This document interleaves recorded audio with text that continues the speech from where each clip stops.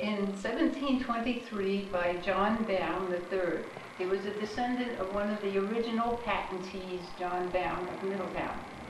He sold the house the house, the foundation is made from bricks that were ballast in the really stones that were ballast in the boats that came from Europe. Most of the transportation at that time was by water. Matawan Creek took ocean-going vessels, so the material would have been brought in by boat. The house itself, the original part, this was built as a Georgian half house. The dimensions were a perfect square. The other side was later added by Burrowes. But this house, you can see, it was a mansion compared to the houses that were built in 1700. The people who lived here would have been wealthy. They were wealthy merchants. He was called the Corn King sometimes because he cornered the market in the corn. Corn was a staple, and most of the area was farms. Captain Burrowes had docks and warehouses back on the creek. The street alongside of us at that time went down to the water. The rest of the building, I'd like to go into the front parlor. This room, we call the front parlor, is furnished in the things the way it would have been in 1700 when it was built. The furnishings in here have been purchased by the Historical Society. This building is a combination of the town who bought the house and the Historical Society who puts on the programs here and who owns all of the furnishings. We're very proud of our high boy here and the rug, which is an Oriental. We have original furniture that shows people how the people lived in the 1700s. Everything except this mantle. The mantle was put in here in the 1920s by Mr. Brown, who lived here at the time. And you can see the design on there, the pilaster design, looks like it belongs because it's very similar to what was already here. This is a carved wood Adams fireplace.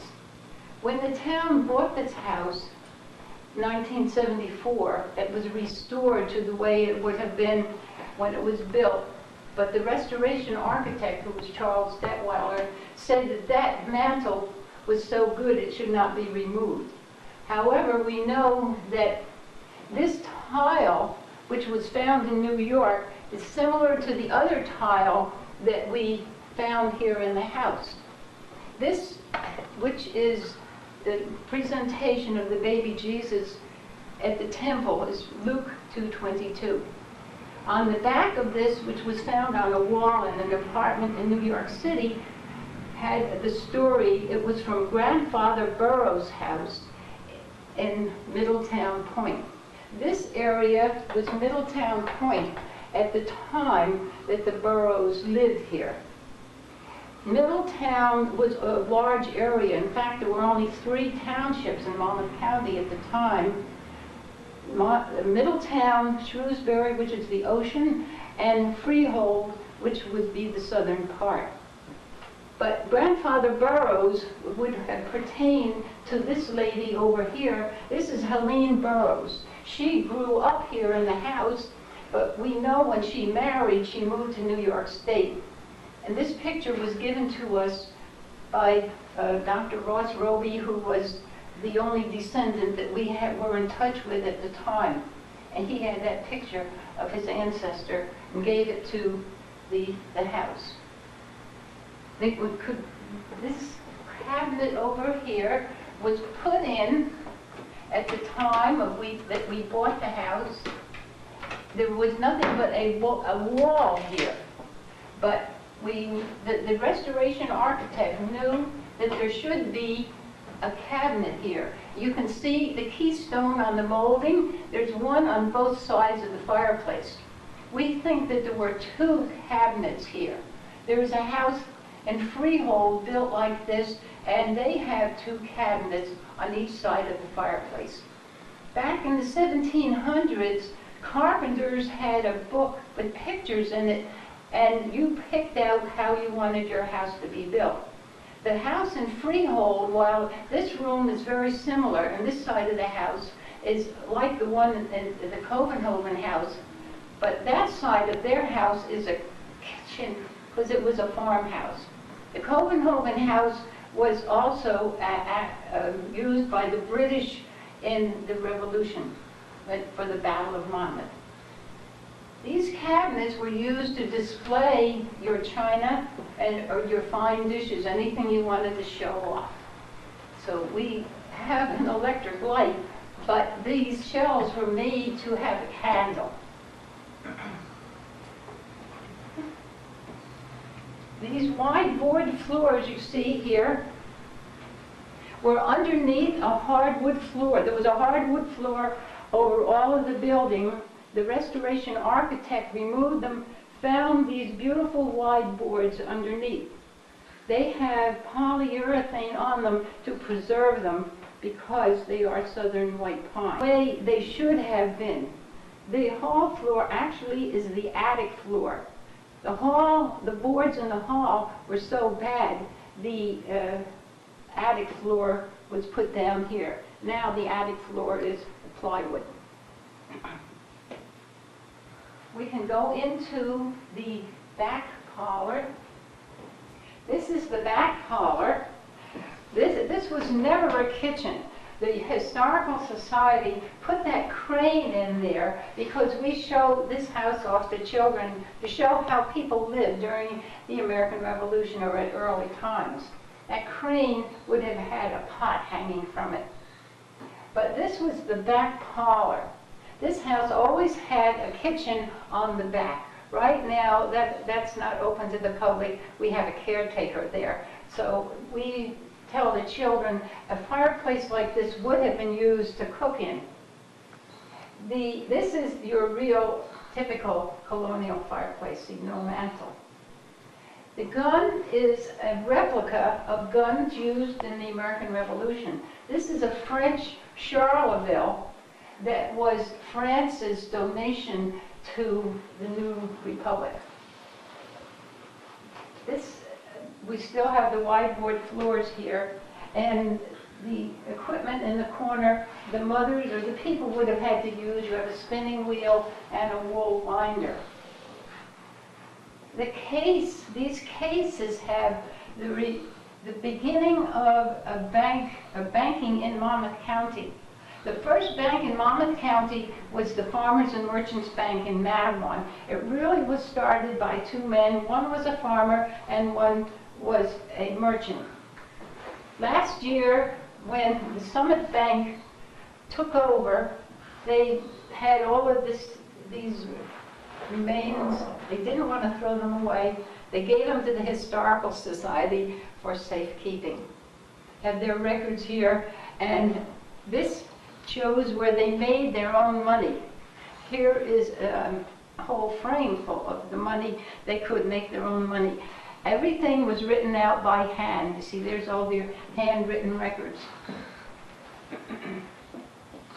The desk holds the remains of a gift shop. This is all we have left of our gift shop. We have many goodies in here. We have books that we sell, and we had T-shirts with with a house on it.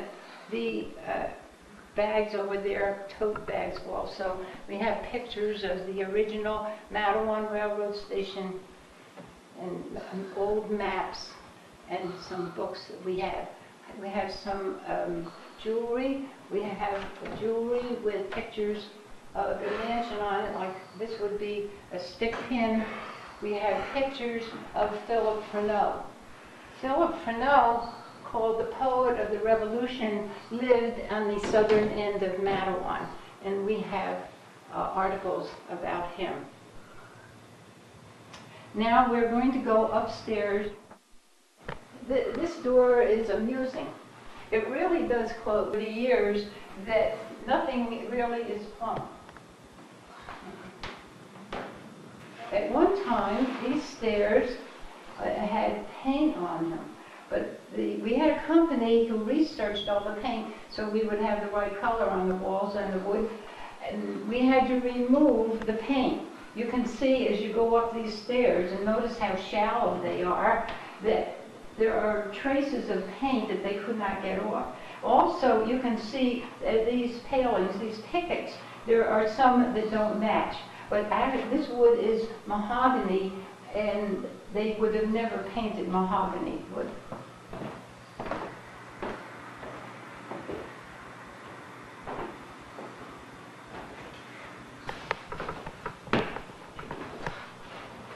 We will walk down to the large bedroom.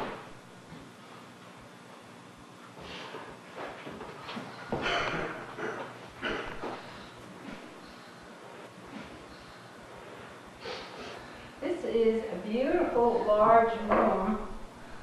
It belonged to Mabel, the oldest daughter of Mr. Brown. Mr. Brown was the editor of the Matawan Journal for many years. When he died in 1936, Mabel took over and was the editor of the paper. We have a desk here in her honor, but this bed was given to the Historical Society, so this is the only room in the house that we could keep it. The furniture is Victorian, but it's such a good example, we kept it. The room, however, is Colonial. This is what we think that fireplace downstairs in the parlor looked like before Mr. Brown put that carved wood mantle on it. The fire back there is dated 1700, so we know that that was an original fireplace. We still have the wide board floors. Here they are painted. This cradle belonged to a former governor. Joseph Beadle was governor in New Jersey in the 1800s. His descendants have loaned us his cradle. You will notice the windows. When you look out the windows here, you'll see how high up we are. The ceilings in this house are exceptionally high. The furniture denotes Victorian. The marble top tells us the furnishings are not colonial, but they have been donated, so we use them.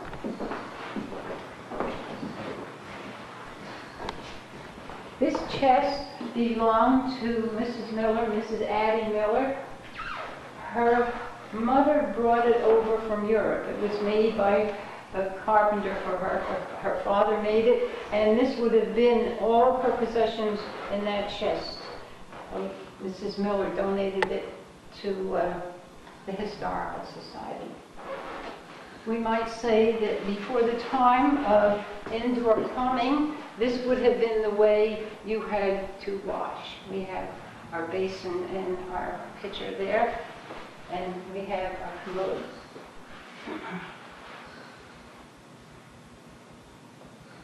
This is examples.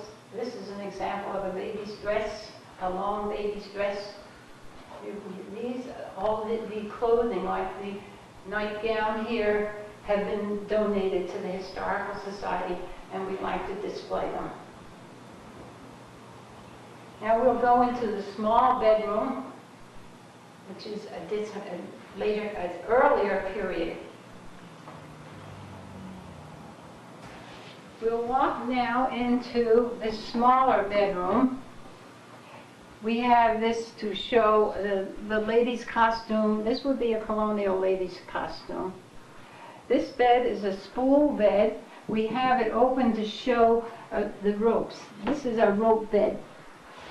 At one time, we did have a straw mattress on here, but the firemen made us get rid of it because it was a fire hazard.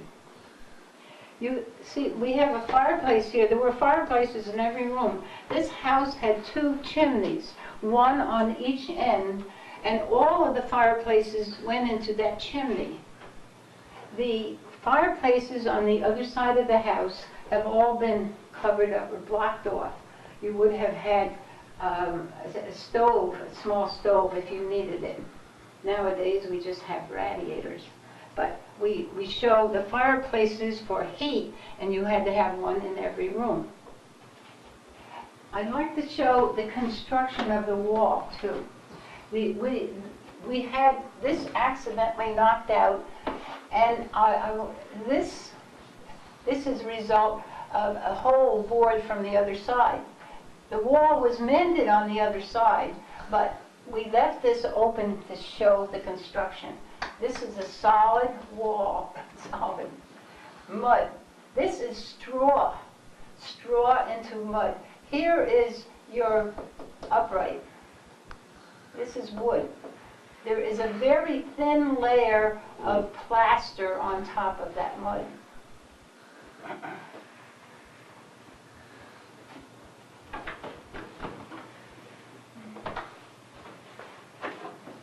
Now we'll walk down the hall, and I'll show you the small room that was the remains of an old drugstore.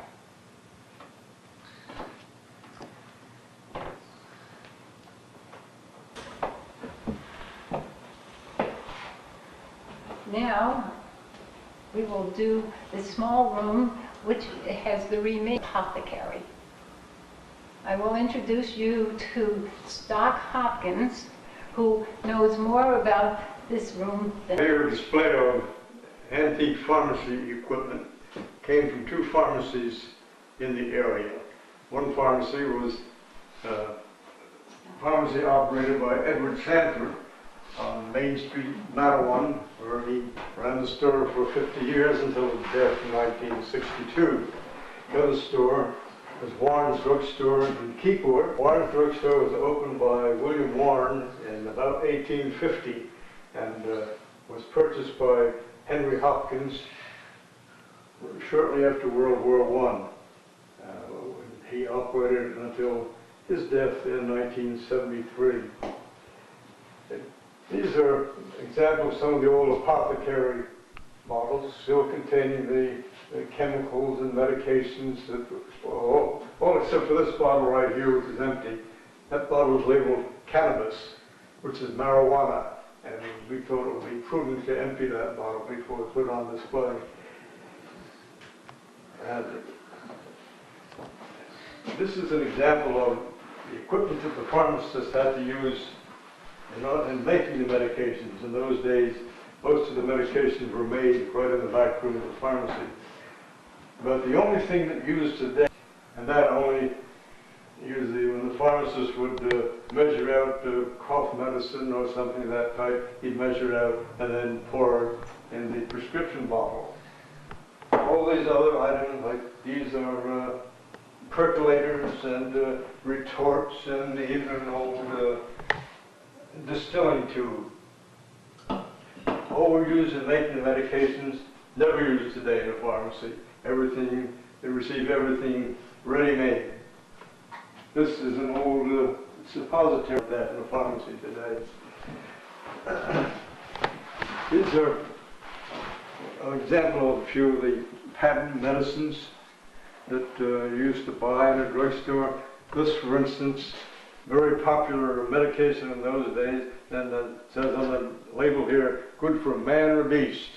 Now this is frequently kept out in the barn, and old Dobbin came up with a limp. Why, they'd put some of this on the leg and rub them down.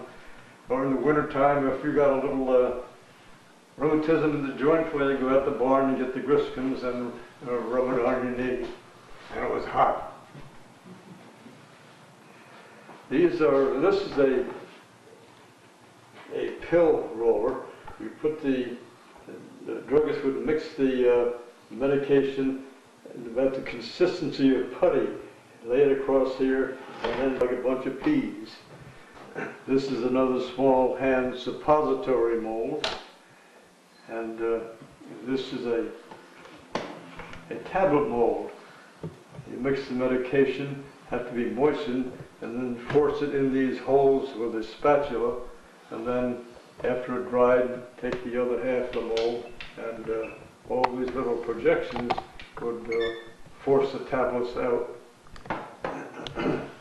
Lying down in here is a soda water bottle, and it's round on the bottom. The reason for that was it was never supposed to be set upright like this, because any carbonated beverage would lose its carbonation, would lose the gas, because the cork would dry out in time, and when you went to use it, it would be flat. So they either had to make them with round on the bottom, so the bottle would always be lying flat and the cork would always be wet and it would never shrink. If they didn't do that, they would have to put the cork in an arrangement like this. So you put the cork to the top of the bottle, and this was called a bail, which you would pull down, and that would lock the cork in place, and then the cork would never loosen up. So the carbonated water would always stay fresh. We have here an old prescription file, prescription book. When a patient brought in a prescription, the druggist would stamp a number on it, paste it in the book, and he'd stamp the same number on the label and paste that on the bottle. You wanted a prescription refilled, you brought the bottle in, or just brought the number in, and the pharmacist could look it up and fill the prescription. These are not used today. They keep the prescriptions today in neat little boxes. And another difference is, if you looked at the price on the prescriptions here, the prices are like 15 cents, 35 cents, 50 cents, or if you got a really expensive one, it might even be as high as $1. Those days are gone forever. This is an old cash register. There's a label inside here that says National Cash Register. The way this worked was there was a little niche in the side of the register here with 4 metal tabs, and you had to know which 2 tabs to put your fingers on and press them like that, and then the drawer would fly open and the bell back here would ring. So if the druggist was in the back room, he knows a label desk where you wrote out the labels, wrote out the prescription labels, and then the labels for the chemicals or prepared medications were kept in this drawer here. And you always had a glue pot alongside of it, with little brushes, so you'd have to take the label out and put it on a piece of paper, wipe the glue on it, and then stick it on the bottle. This is called a Remington. This is an old dispensatory, and this was a druggist's Bible. If he wanted to look up a formula or forgot something pertaining to a drug or an herb, this Remington here was the answer to his problem. You could always, anything you want to know, you could look up in here. So as you can see, the pharmacy of today is a far cry from the pharmacy of yesterday. I'll never see those days again. Now we will look up in the attic, and I'll show you the bullet holes left from the American Revolution. The son of the owner of this building was a major in Washington's army, and he used to come home to visit his family.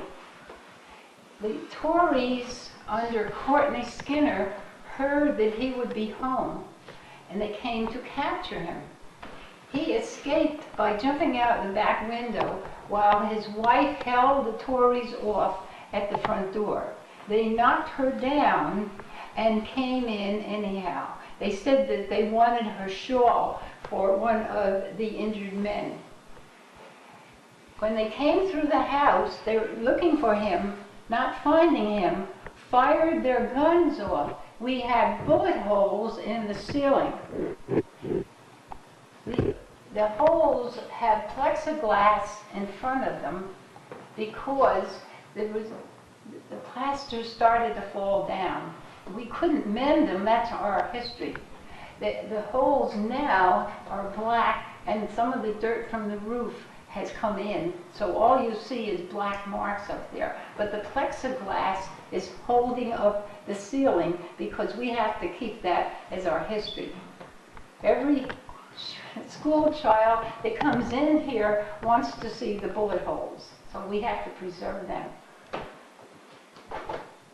From here, we'll go into what we call our Matawan room.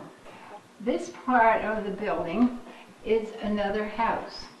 You will notice there were 2 steps down here. Up in the attic, there are 4 steps down. When Burrowes bought it, he needed more room, and we think that he rolled over another house. We know that this was another house because when the restoration was going on, they took the front door apart, the framing on the front door, to move the door out. It had been pushed in to what was called a cathedral entrance, but it should have been out flush with the wall. They saw 2 house frames. You don't need 2 house frames if you're just putting an addition on a building. And we really think that this was an older house because you'll notice the architecture, the framing is not as elaborate. The molding in the first part of the house was much fancier. We call this room our Matawan room because everything in here, many of these things were made in Matawan. Matawan had 2 tile factories. This case is all about the tile factories. We had a brick factory and several potteries. These jugs are so old, they say Middletown Point. This area up until the middle of the 1800s was Middletown Point. As I mentioned before, there were all of this area was Middletown. It was called Middletown Point because of the Matawan Creek. A lot of the business, and the transportation, and everything going on was done by water.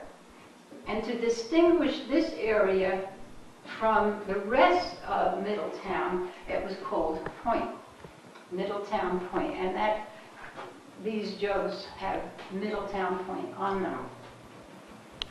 This case, we are showing off our redware plates. This redware plate, which is the picture here, is a rare addition, as it were. Most of the redware plates had just a squiggly mark or some decoration on it. This one is the picture of a bird. This is the mold that that redware plate would be made in. Molds are here. This is another example of pottery. This is called creamware. This is an oil painting of the original Matawan station. Here we have a steam engine coming in. This was painted by Lexi Stair, a lady in Matawan whose husband was an engineer on those trains. This is a picture of the original Matawan school. The first public school was built in Matawan in 1895, and it was demolished later and a one-story building put there. This is on the corner of Broad Street and Church. This back here is the old high school, which is still standing. Now, what was the school is the community center. The picture up there is the original Matawan Library. That was torn down, and there is a red brick building on that corner now. That's on the corner of Main Street and Park Avenue. The other picture is of John Burrowes in Middletown. That is his grave. And here are examples of things. Some of them came from people who lived in Matawan. There's all different kinds of pottery and objects that would have been of interest or owned by people who lived in Matawan. This top tea set came from the Longstreet family. They were the original owners of what is now Homedale Park. They moved into Matawan, lived here for many years, and this was donated by a friend of theirs to the society. The Historical Society is glad to have any artifacts from people who lived in Matawan, who have lived in Matawan. This picture over here shows the shark. In 1916, a shark came up the Matawan Creek and killed 2 people. There were boys swimming. It was in July. It was a very hot summer. Those sharks had been out in the ocean. In 1916, in July, the summer of 1916, they had a shark infestation along the Jersey coast, and this great white happened to find his way into Raritan Bay and then into Matawan Creek, which emptied into the Raritan Bay. There have been stories written about sharks ever since, and they tell me that that movie Jaws was inspired by that great white shark. This picture is of Spafford Skank. He was lost in World War II. He's the only son, and his father happened to be a mayor in Matawan at one time. His mother, when she moved to Florida, gave us his picture with his medals. Ready to go down here? This door goes down to the kitchen. The servants would have come up this way and around these stairs and up into the attic. There are little rooms up there for the servants.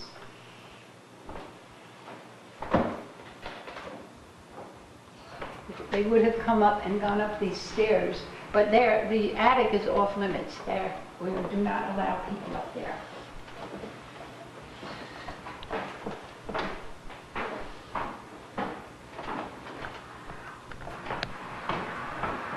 We will go into the room here on our left. That, we think, is the other house. Going into this room, this is decorated in a different period. This room is not colonial. The restoration architect said that when you have a house that's lived in, you can have different rooms for different periods. So we have the fireplace here blocked off. Now, originally they would have put a Franklin stove in front of the fireplace. The furnishings in here are more Victorian or Federal period. The marble top table is very Victorian. The wallpaper and the lace curtains are not colonial. That would be a later period. That chair, that rocking chair though, has on the bottom, written in chalk, made in Middletown Point. So we know that was made in this area.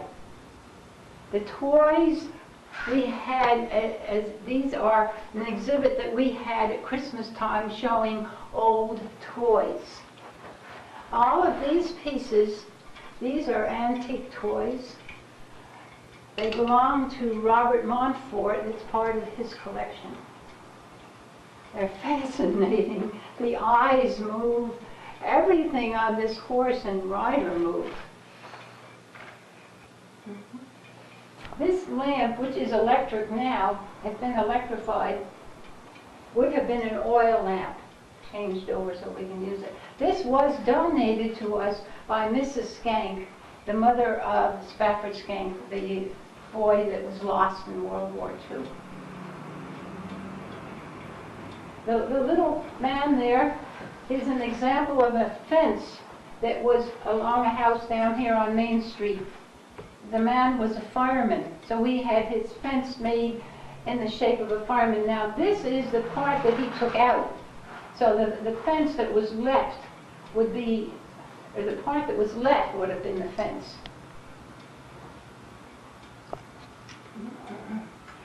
The piano was made in Matawan. This is a Watson piano. It was given to the Historical Society by the Midway Fire Company. It had been in the Midway Firehouse for many years, and when they didn't want it any longer, they gave it to the Historical Society. The Watson Company went out in 1914. They had a fire, and it was never rebuilt. It does play yet, too. It might need tuning now, but we have had concerts, especially at Christmas time. We always have a concert here. This is about another, this was the Anticel Piano Company. They were up on Church Street. The ballot box here was given to the Historical Society. It was found in the cellar of the Borough Hall. You would have rolled up your ballot. It would be a paper. It would be rolled up like a pencil and put through this hole. There are 3 locks. This would be the borough clerk, a Democrat, and a Republican. So they had 3 people to open the ballot box. These are some antique toys and games. Parcheesi we still use, dominoes we still use, but these are all old. Noah's Ark carved from wood. This is early jigsaw puzzles. They came in boxes like that. Nowadays they come beautifully packaged. On the top is a replica of the stage that used to go through Matawan. The Van Brunt Company first had a stage, and then later on they had trucks. They trucked the farmers' produce into market. The Van Brunt Company has moved out of Matawan now. Are the original beams, but at one time there was plaster on them. At the end of World War I, there was an explosion in Morgan. There was an ammunition plant in Morgan that blew up. And when it did, it damaged a lot of the houses in Matawan. And this ceiling came down. But Mr. Brown, who lived here at the time, liked the looks of those beams. They tell me they're as hard as steel.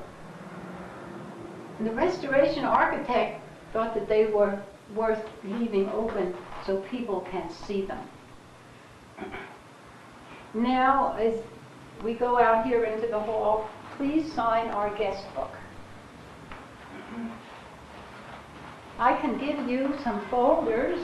We have this is the latest map that we have of Matawan, and this is a folder about the house. If you're interested in the Matawan Historical Society that I belong to, we meet the 4th Monday of every month from September to June, right here, 7:30 here at the mansion. I hope you enjoy the tour. We are open on the 1st and 3rd Sundays of every month. Please come and visit us.